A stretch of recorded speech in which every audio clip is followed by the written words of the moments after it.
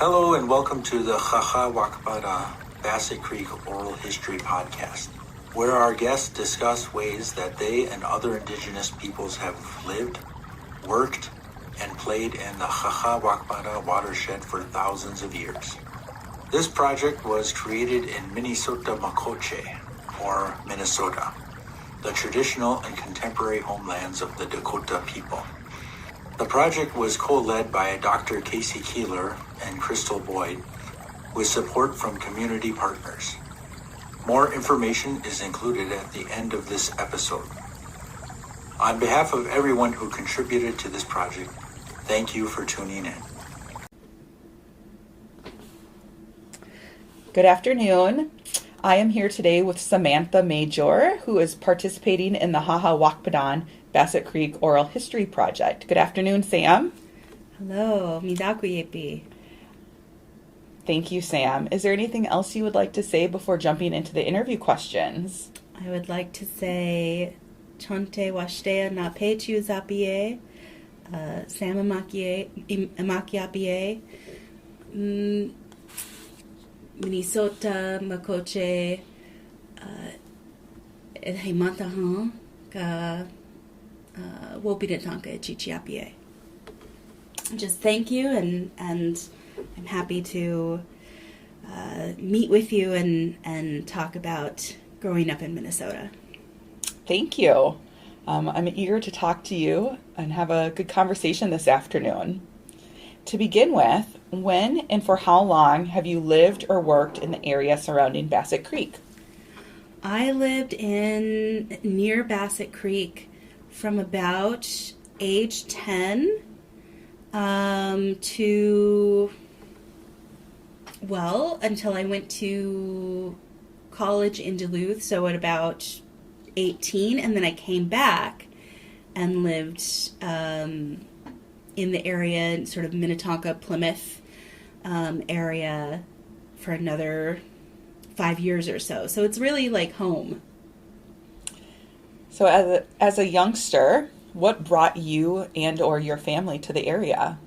So what brought me to the area was my family. I was born in North Dakota on the Fort Berthold Reservation, but that's not my family's home reservation, but that's where I was born. And so I was in like North and South Dakota until I was 5. And then both my parents started working for a company called Bellegarde. And this is a native-owned company. The Bellegardes are from Turtle Mountain. They're Turtle Mountain, Ojibwe. And they own rental properties. And at that time, they owned both residential real estate, so rental properties, apartment buildings, and then also some commercial real estate.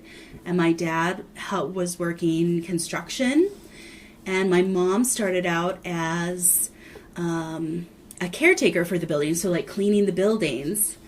And when they started at apartment buildings owned by the Bellegardes in Wyoming, and then moved to Minneapolis through the job.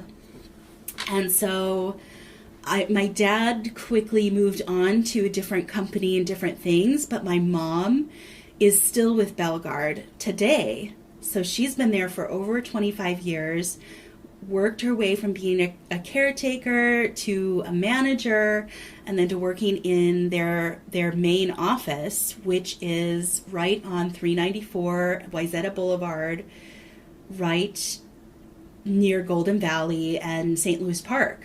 So when we moved into the area that is connected to the Bassett Creek watershed, it was because that's where one of their apartment buildings was. My mom worked for the company, and we still have connections there. She's still working for the Bellegardes. So, and now it's part of running the company. Wow, what an interesting story. So if I'm hearing this correctly, your family came to the Bassett Creek area to work for Bellegarde Properties, which is a native company. Yep. The family is from Turtle Mountain, Ojibwe? Yes. And it's headquartered here in the Twin Cities? Yes. Wow. And has been So, sort of the patriarch who started the company, Charles Bellegarde, passed a couple of years ago, and now his sons and daughters own the company. Particularly, his son Ken Bellegarde runs the company, and my mom has worked with them for, I remember she had her 25th year anniversary not too long ago, but it's been more than 25 years now. Wow, this is so exciting. I want to learn more about Bellegarde properties, but this also shows me that your mom must really especially like her job, right? If she's been there for 25 years and has been able to advance. She loves it. Yeah, she's, just has an amazing work ethic, but also I think it's because the company was sort of family oriented, and when they, as you can see, she came in as maybe the sort of least paying, lowest, rung on the ladder, and worked her way up. And so they're a company that really promoted from within. And for, at the time, a young woman in, it must have been the early 90s. And then at that point, she was a single mom. To have a company that was supportive of her and really gave my sister and I opportunities. So they have had at that time several apartment buildings across the Twin Cities.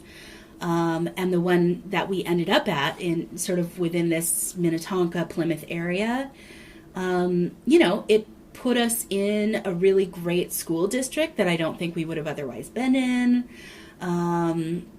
And so, it really shaped our lives. Yeah. That's wonderful, and actually leads to the next question. So where did you attend school in this region?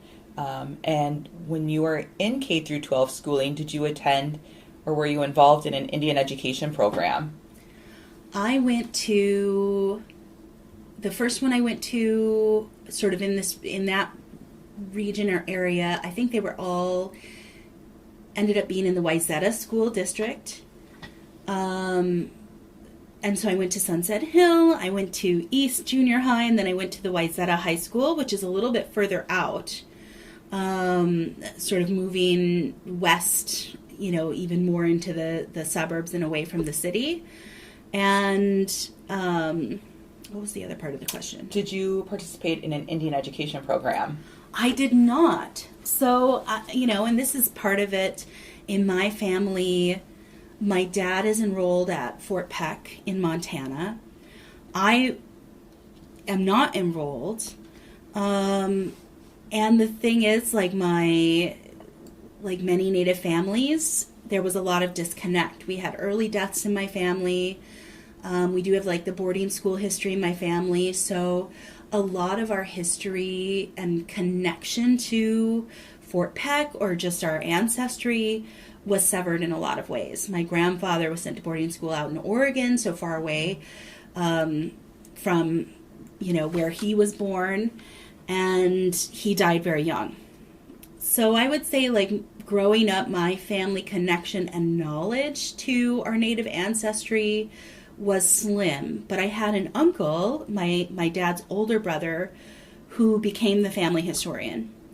And he connected with a lot of relatives that my dad and his brothers didn't know about growing up, connected to folks who were still out in Oregon by Chemawa boarding school, and we learned more and more about our history. And I think as the oldest grandchild, I inherited that interest and that the family knowledge and have expanded on it in just the work that I do. In, my specialties in Native American literature. I was able to take Dakota language when I studied at University of Minnesota, and have learned so much more that explains the absence of knowledge in my family. So I really understand now what I didn't understand growing up in the Minnetonka, Plymouth, Golden Valley area, where I knew I was Native. I had been told that in my family. I knew my grandpa was Native, but I never met him. He passed away young. So it's been, I grew up in a place, I would say a space where the Native community, were writ large on place names in Minnesota, and certain parts of history, but a lot of it is hidden, especially in these spaces outside of, the Twin Cities. Right, absolutely. Growing up, did you know any other Native families? I know you mentioned the Bellegarde family that your parents worked for, but beyond that? Beyond that, I really didn't. Even in school, I can't remember, anyone sort of identifying as Native, or talking about it a lot. And I think, like many students still in American education, you learn a very shallow bit of Native history, and Native people are almost exclusively historicized. So not in a present tense sense. Bellegarde was a connection as far as, knowing Native people. I would also say I spent a lot of time at my grandma's house in the Black Hills. And so it was interesting growing up sort of in this very, I will say, white suburban space. And then having summers and vacations when I would go and spend a lot of time in Rapid City and the surrounding areas. And I remember feeling there because I take after my dad. I have, darker eyes and darker hair, and sometimes, you never know how people are going to read you, but sometimes I get the question, like, what are you? So I know, like, I don't read, like, I'm a little bit of a mystery as far as, like, how people read me. I think certainly in some circles, I'm very white passing. And then in other circles, there's this question of, like, what are you? Are you Native? Are you Latina? So I don't know. But I grew up with my mom, who is, mostly Dutch and Norwegian in heritage, blonde hair, blue-eyed. My sister was blonde hair, blue-eyed, so I kind of stood out. And when I would go to Rapid City, I would see people who looked more like me. And so that was a big, Rapid City was a space where I felt a little bit more connected to the Native community. And when I would come home, to Minnesota and these suburbs, I always felt a little different. So as a Native person, particularly if somebody that has, who identifies as Dakota, when you think about Bassett Creek or the Wakpadan watershed, how do you relate to this region as a Native person, if at all? I think, again, it's like my family history. I now know so much more and make so many more connections just because of my course of study and the work I've done to sort of reclaim a lot that was lost in these assimilative programs. One of the things that I think about growing up, and behind the apartment buildings where I lived, we were friends with, a little group of, like, young girls in the neighborhood. And there were always these, like, marshy areas behind, our neighborhood that we would go and sort of have, like, little, like, play clubs and things like that. And so there was, like, this little bit of connection to these waterways that run through these suburban spaces. But much of the suburban space, is commercialized. I lived right by Ridgedale Mall, which was, like, at that time, one of the biggest malls, and a big, when we were teenagers, we were there all the time. And I think everything in both, like, suburban and urban spaces orients us away from a lot of these waterways and natural resources that surround us. So it's like you almost have to kind of sneak away, like your, children kind of taking the off-beaten path in order to connect with them. We have fabulous parks in Minnesota, but even that, in most of, if you're driving, if you're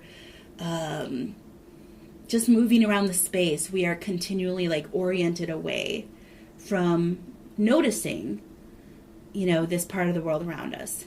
Now, I've done a lot of work thinking about the Mississippi River watershed.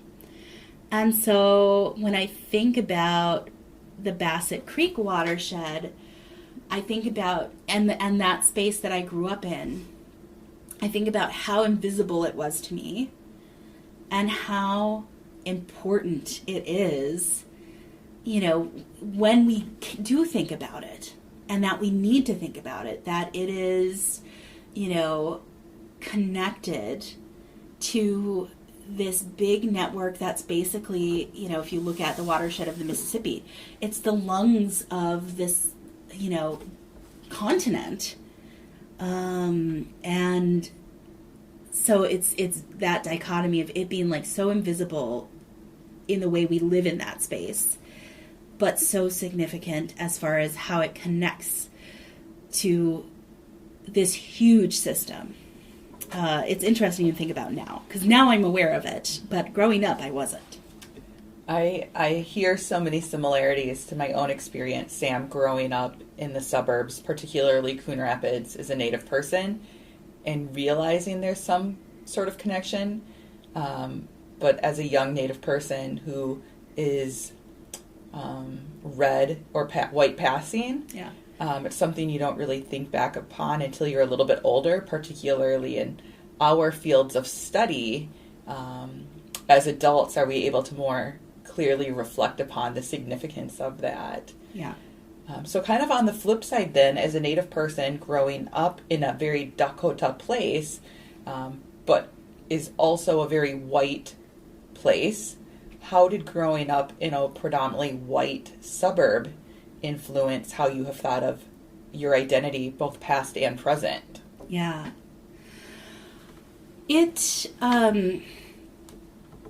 Well, I think, like I said before, growing up, it was this sense of always being a little bit different, but not being, not having this part of my identity really recognized. I remember being really young and having a particular teacher, and we must have been doing some type of Native American unit. This is funny to me, where we were thinking about Native American oral stories. And then we were asked to write a story, sort of emulating Native storytelling.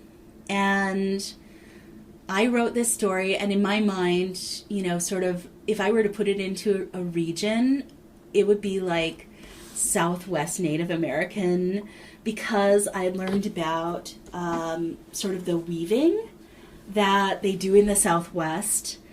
And so I totally ripped off Cinderella and put it into this Native setting. Like, it's so kind of bizarre now, but my teacher, I had told my teacher, well, I'm Native, and so I think for her it like lended this authenticity to it, but I was totally ripping off Cinderella and like just giving it this like Native vibe.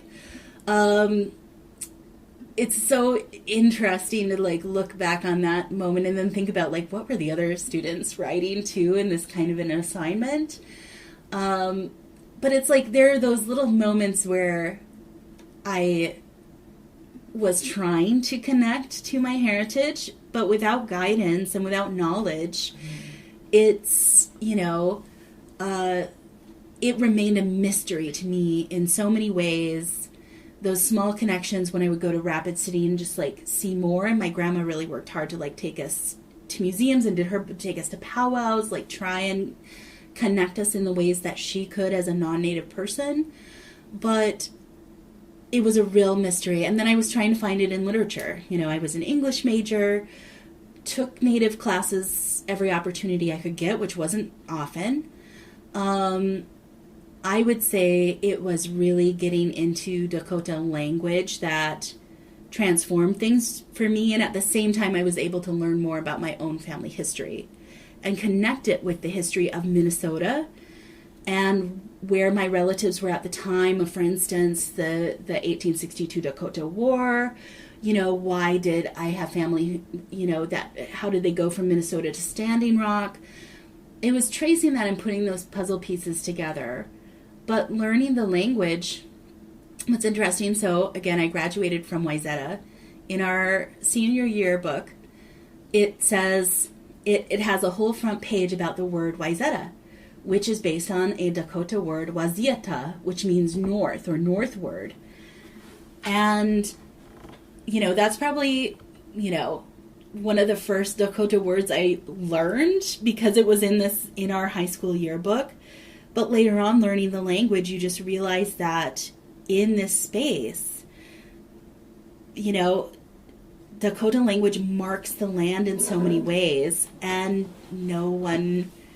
so few people know that they're already speaking Dakota language, and that with Dakota place names, they describe the land. So unlike you see in a lot of Western tradition where places are named after people, okay, so I think we were talking about Bassett Creek.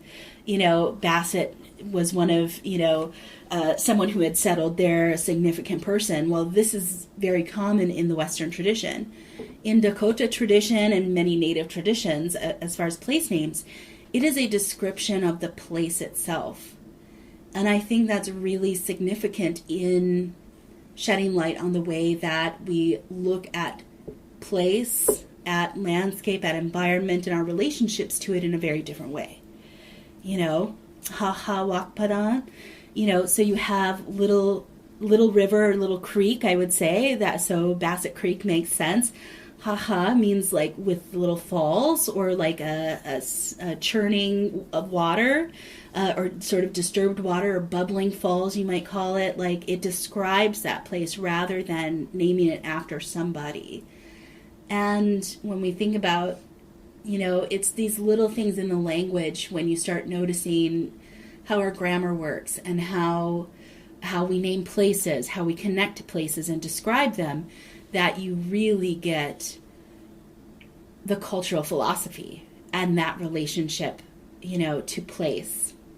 So Wayzata, northward, Minnetonka, right? Big water, so connected to the lake there.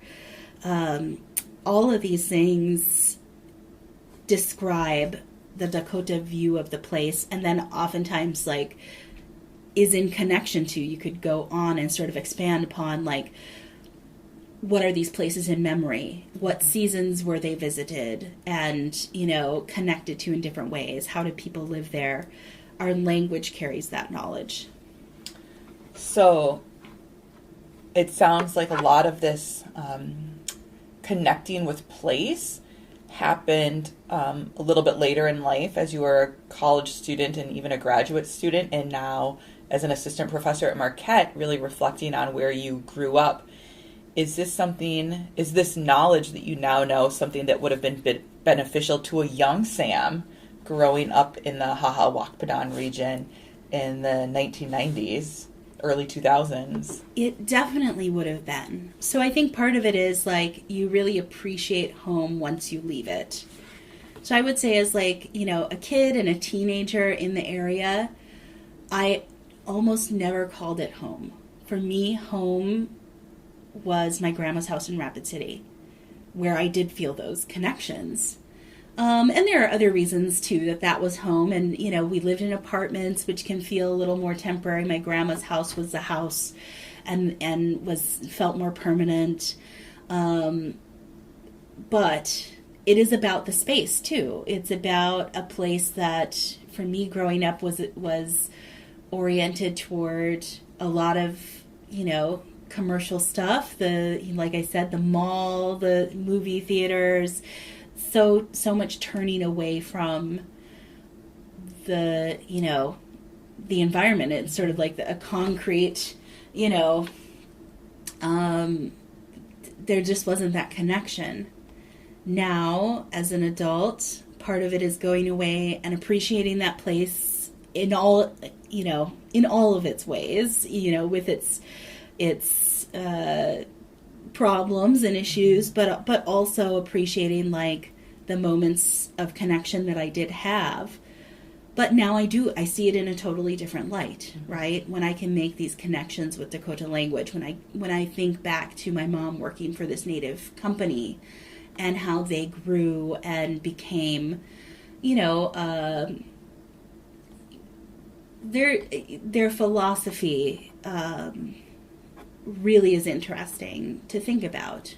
You know, they have apartment buildings in the Twin Cities area. They also have long had apartment buildings in Rapid City, and with the big Native community there, they, you know, maintained for a long time, for instance, like rental prices, and didn't move them up because they knew it would price out some of the Native community. So it's like I grew up with these connections, but sometimes you don't realize those until you grow up, until you're an adult and look back, and then sometimes until you step away and look back. Right. And now you had so many connections right there at your fingertips Yeah. that I'm sure you appreciate a lot more now. Yeah. You've mentioned spending time in Rapid City with your grandma is a way for you that you were able to really connect culturally in terms of your identity. As a youngster or even as an adult now, do you feel like you're involved in any cultural activities that draw you back to the Wakpadan region, or in Minneapolis even, with the urban Indian community there?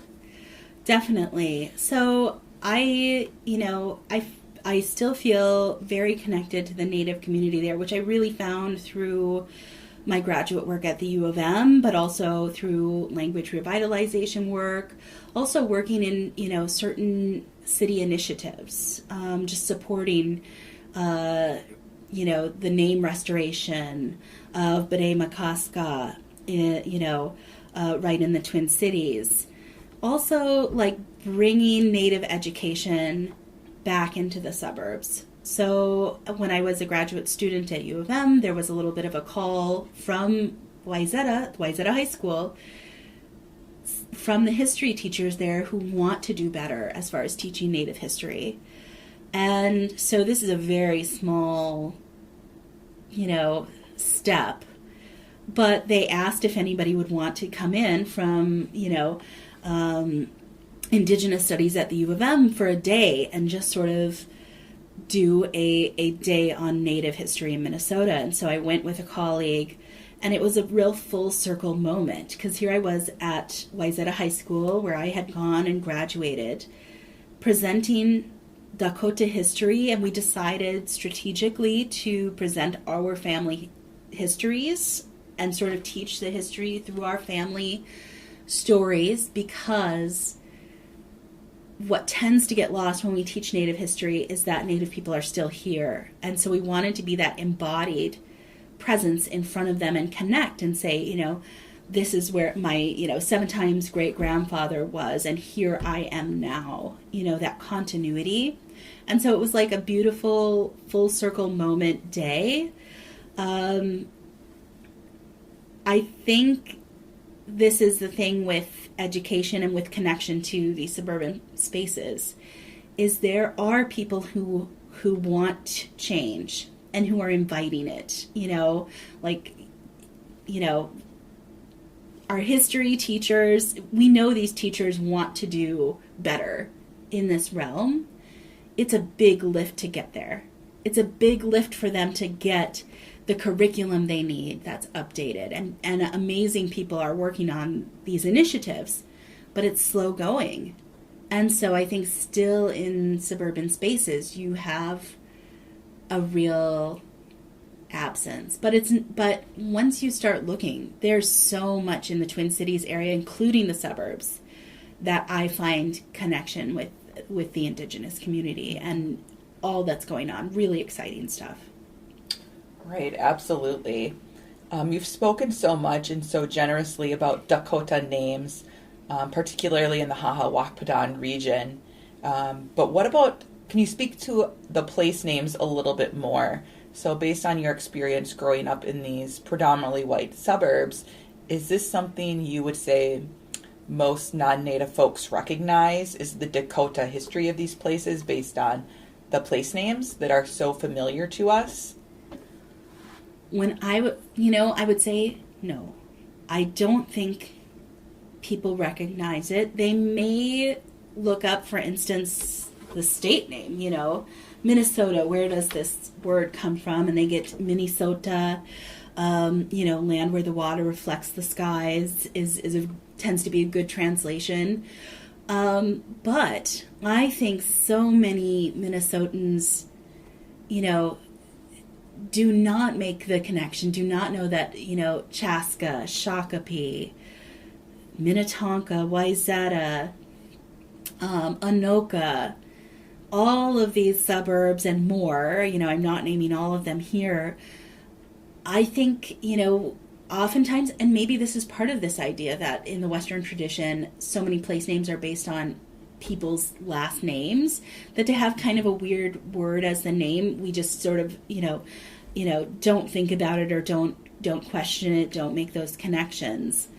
And when you do, so being part of some community gatherings where we share the language with, largely a non-native group or population, there's sort of this aha moment.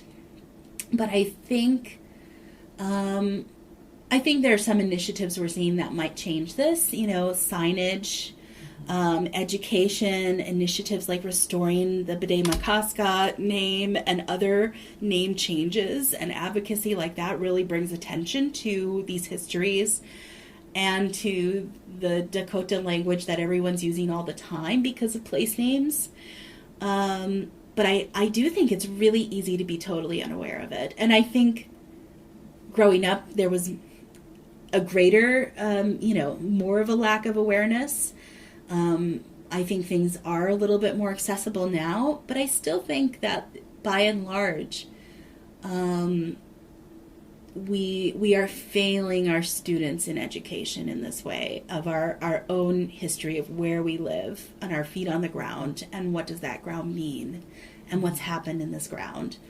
I do, and I see this, I teach Native literature, but I teach history just as much because in order to have my students understand what these writers and artists are saying, they need to understand the history. And so I teach a lot of history every semester.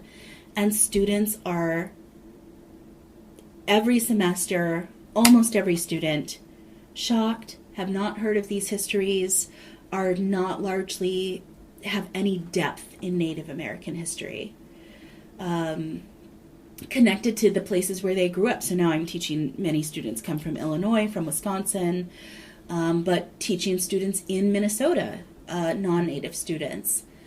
They're shocked. They are often angry and bewildered and questioning, why didn't I get this in my education? So much of my own research, Sam, as you know, is about thinking about suburbs, is historically Indian places and indigenous places, which you have so eloquently just stated over the last half hour. So my question is, why do you think there's such a disconnect between thinking about Native people in suburbs?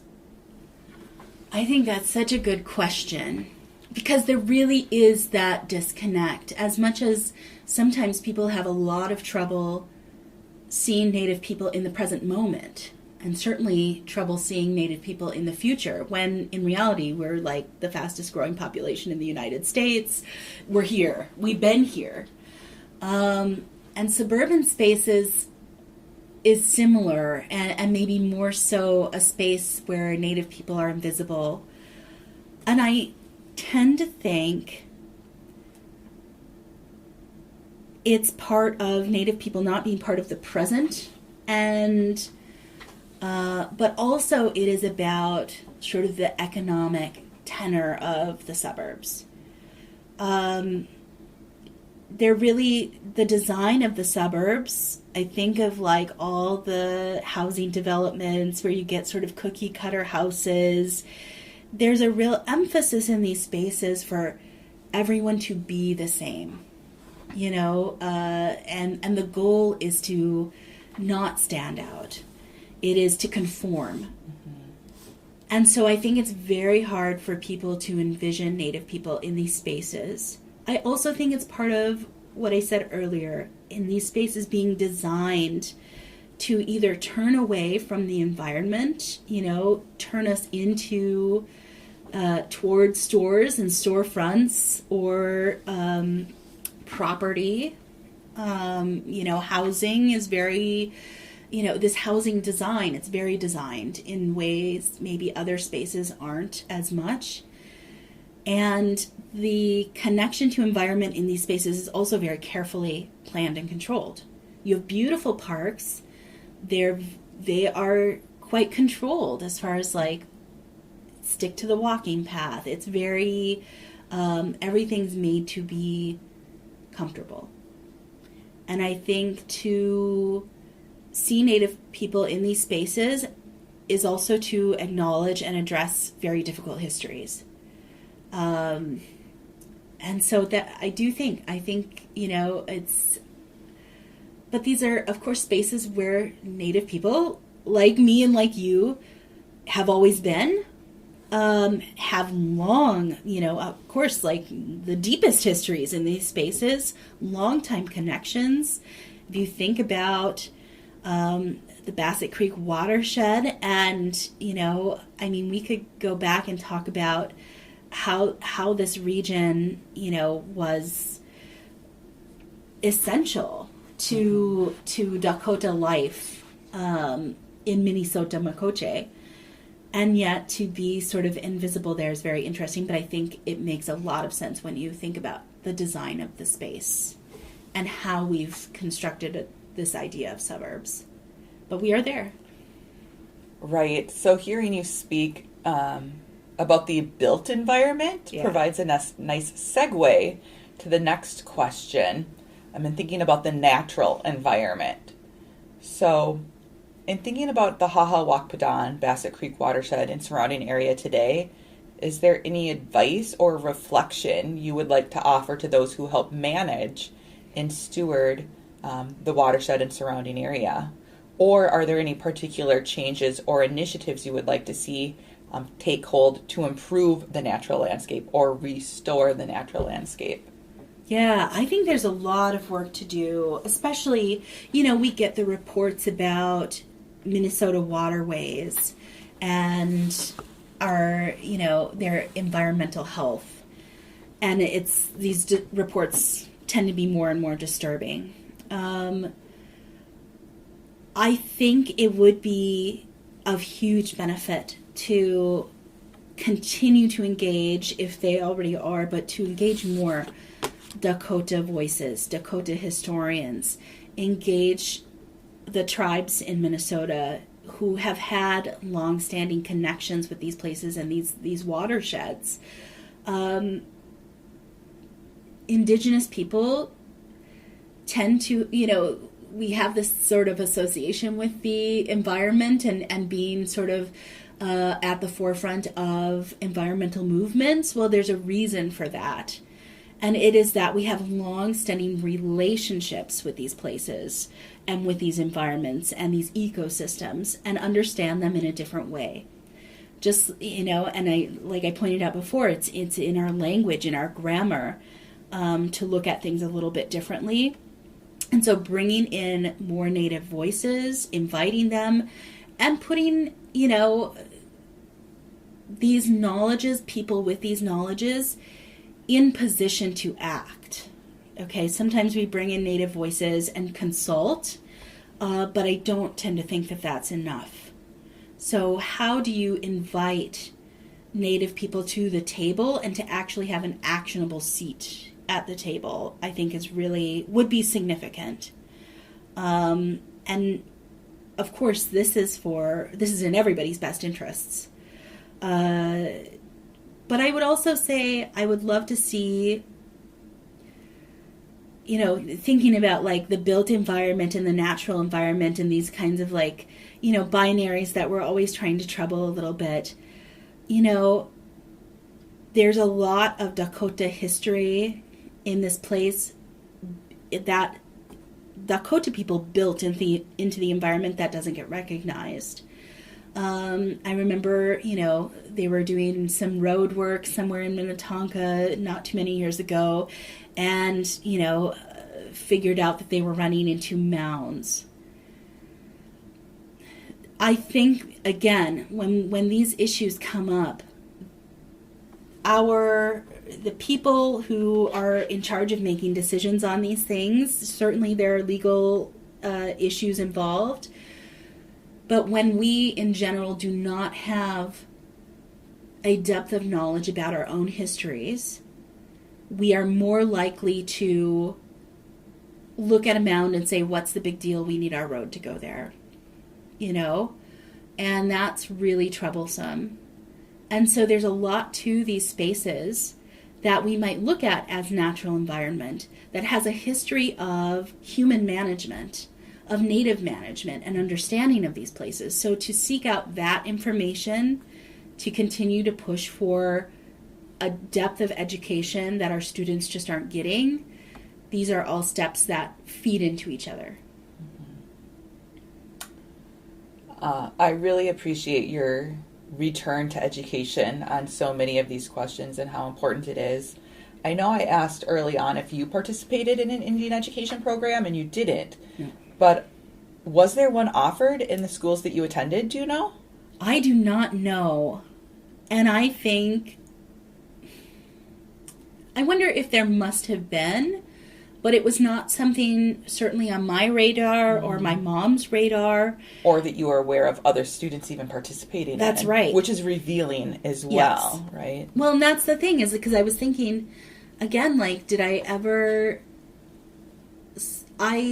Of course, I don't doubt that there were other students with Native heritage that I went to school with, but we didn't know each other. We didn't identify our, we were not visible in that way.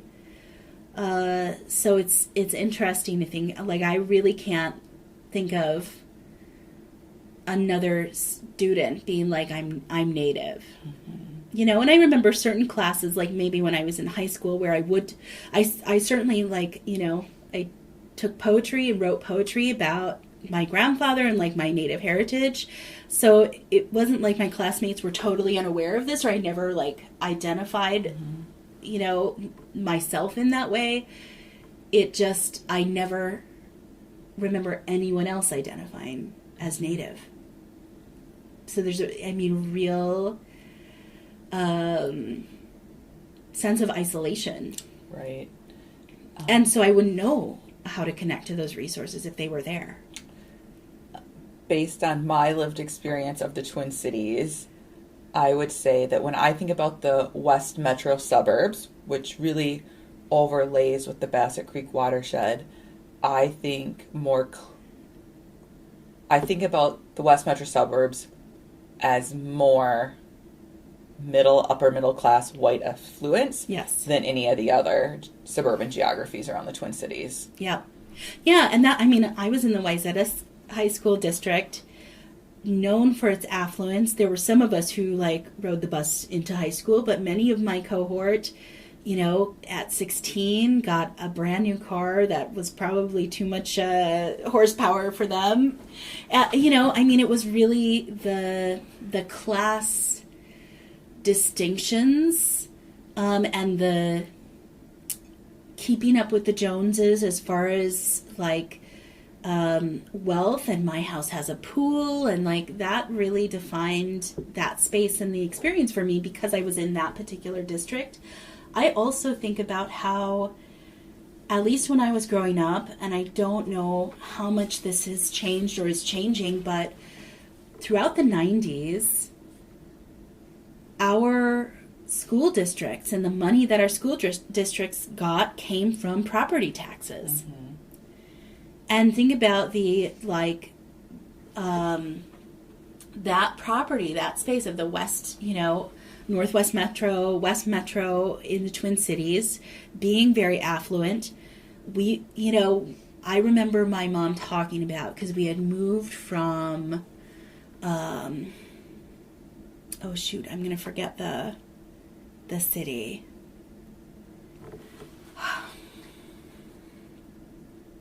We had moved from, a less affluent area in the Twin Cities into, like, the border of Plymouth, Minnetonka.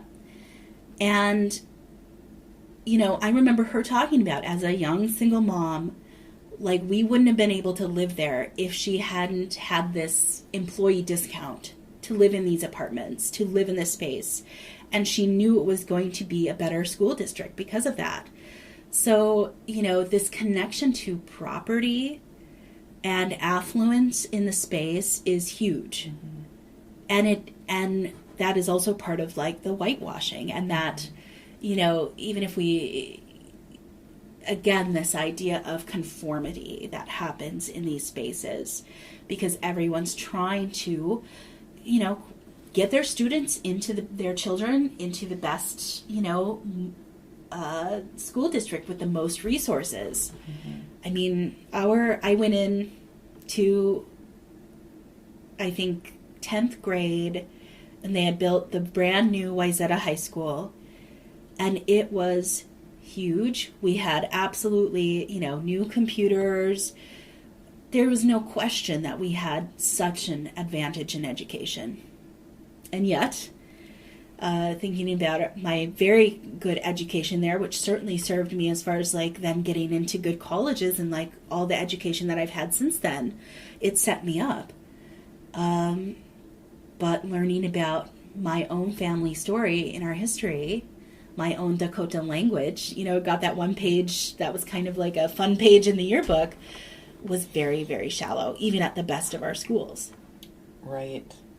There's this just tangible disconnect between what we see today as predominantly white suburbs and property and identity and affluence, in contrast to the Dakota dispossession and inability to access those spaces today.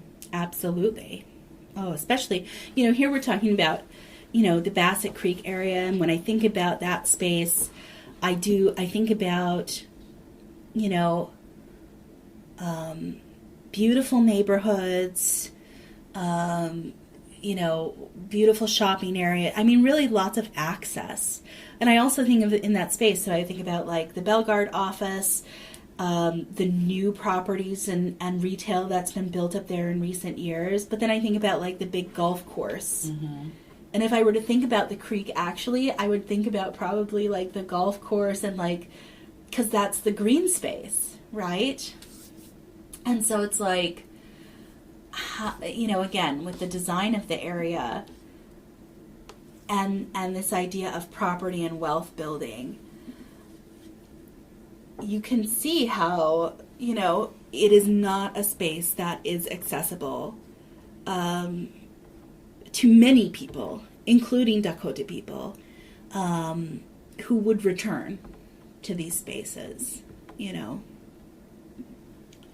So today we're speaking for purposes of the Wakpadan Bassett Creek Oral History Project, which grew out of the Valley Community Presbyterian Church land acknowledgement process. As a Native person, and a Native woman in particular, who grew up and spent quite a few years in this area, what do you think about land acknowledgement statements?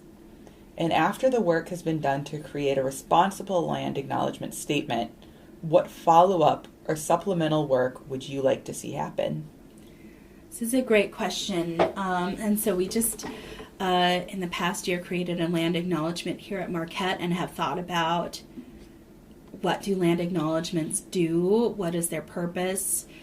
We've listened, and seen criticism, very, important criticism from the Native community about land acknowledgements that simply, are words without actions. And so I think, land acknowledgements can be a tricky thing. When they're done well, they do a couple of things.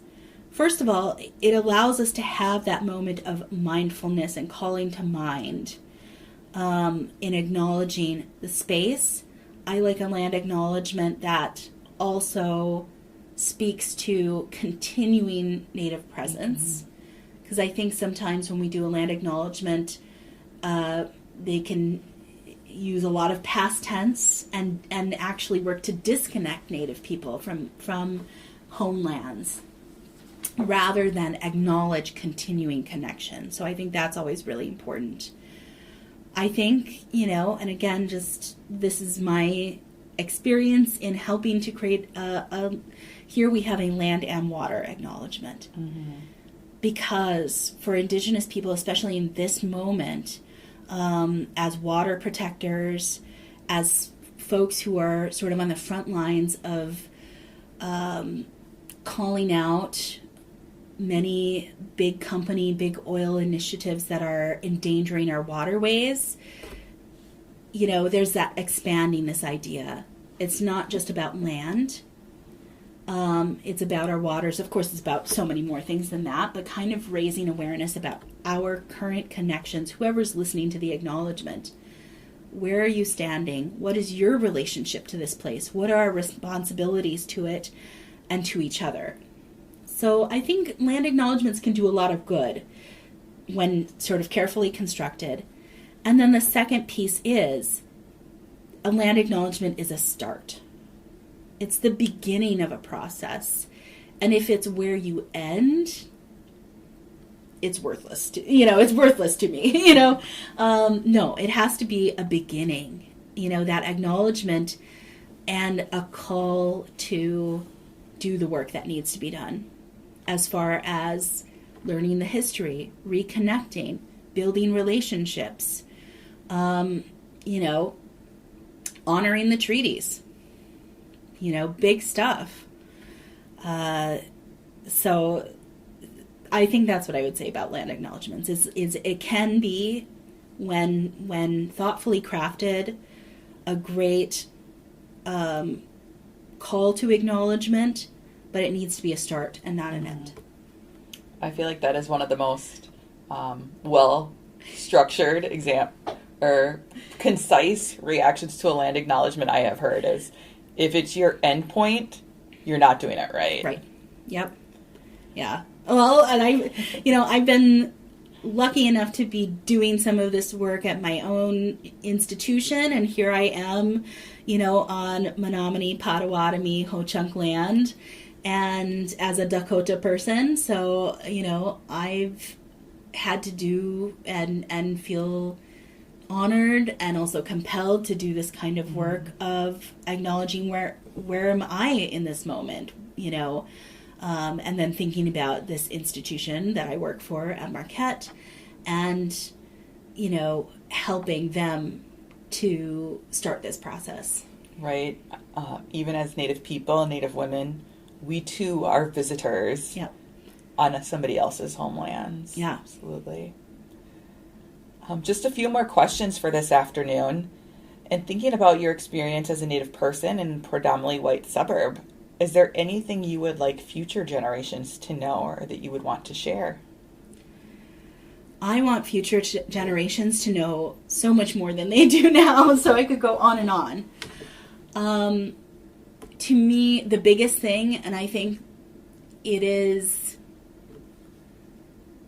a real challenge and it is imperative that people recognize that Native people are still here. We are here, we're thriving. I think the way Native people are historicized, and again, I have many students come into my class sort of with the idea that Native people are no longer existent. Mm-hmm. Okay, and we use very troubling language like extinction and things like this regarding human beings.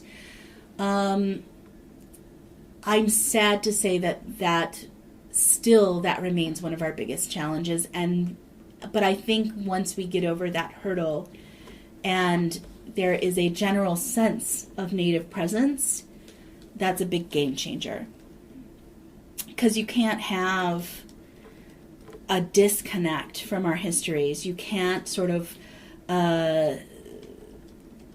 swat away even things like, having racist mascots. When you acknowledge that someone is there in the room, I'm standing here right in front of you, it gets much more difficult to carry on and continue those kinds of things, dispossession, racism, all the things that we've faced historically and continue to face. It's much more difficult when you acknowledge we are here, didn't go away. We made agreements that need to be addressed. Yep.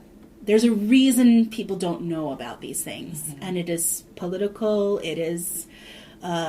education, as yeah. you talked about. Yep. You know, and so I think that, unfortunately, you know, that we're still in that space of needing our presence to be acknowledged, and we go from there. I appreciate that response, Sam, particularly because you're sharing what a non-native audience, future generation, should be thinking about. The burden is not on Native people to remind non-natives that we are here and thriving. Yes. Can I speak to the Native audience? Yes. If I were to. Yes. What I'm seeing that really excites me is I see a real generational shift where I think about my dad's generation, maybe my grandpa's generation. I think about my dad's generation being children of boarding school survivors, and the work that many in his generation have done to advocate for Native rights and to put my generation in a position where we can actually, you know, advocate for these things in a bigger way. I don't have the burden of being ambivalent about like a mascot or racist Native representation. I think earlier generations thought, okay, well, this gives us some visibility. Mm-hmm. Like, as long just, you know, include us. I think our generation, the younger generations, don't need that reassurance. We know we're here.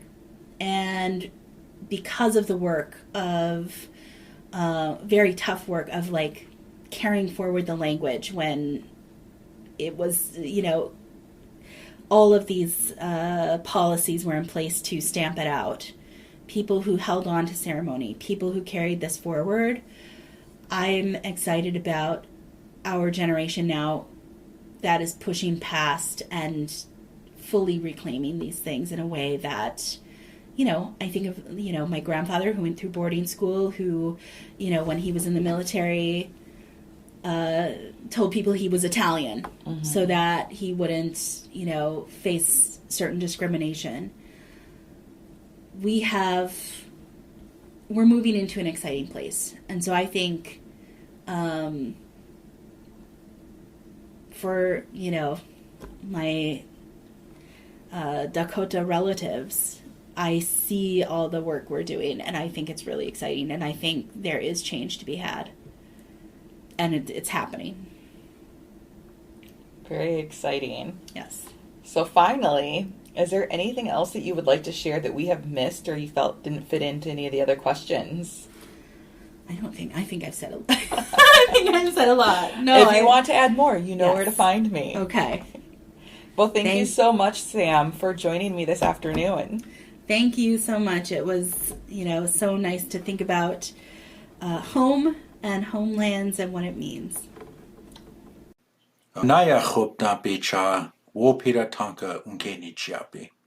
Thank you for listening. This project may serve as a model for other communities that seek to go beyond land acknowledgement.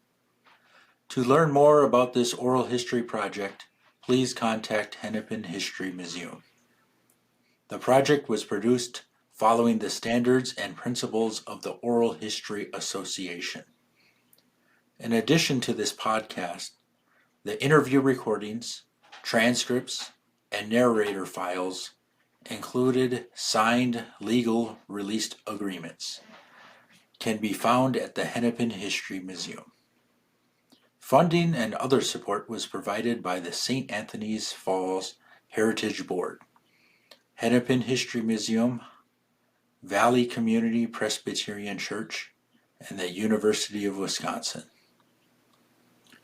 This publication was also made possible in part by the people of Minnesota through a grant funded by an appropriation to the Minnesota Historical Society from the Minnesota Arts and Cultural Heritage Fund. Any views, findings, opinions, conclusions, or recommendations expressed in this publication are those of the authors and do not necessarily represent those of the state of Minnesota, the Minnesota Historical Society, or the Minnesota Historic Resources Advisory Committee. Anaya chopta pecha wopira unkenichiapi. Thank you for listening.